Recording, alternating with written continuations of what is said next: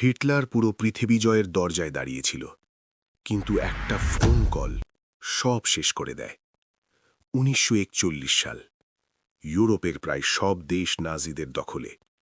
হিটলারের সামনে তখন শুধু একটাই বাধা, সোভিয়েত ইউনিয়ন। সব প্রস্তুত, 30 লাখ সৈন্য, 3000-এর বেশি ট্যাঙ্ক। ইতিহাসের সবচেয়ে ভয়ঙ্কর আক্রমণ শুরু হতে যাচ্ছিল।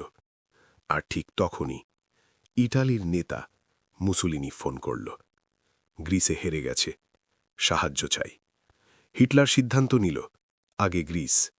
এই এক সিদ্ধান্তে রাশিয়া আক্রমণ পিছিয়ে গেল 5 সপ্তাহ।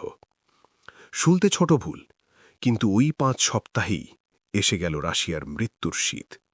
মাইনাস তাপমাত্রা, ট্যাঙ্ক বন্ধ, বন্দুক জমে গেল, সৈন্যরা ক্ষুধায় মরতে লাগল। যে বাহিনী পৃথিবী জিততে বের হয়েছিল, তারাই বরফের কবরের নিচে চাপা পড়ল।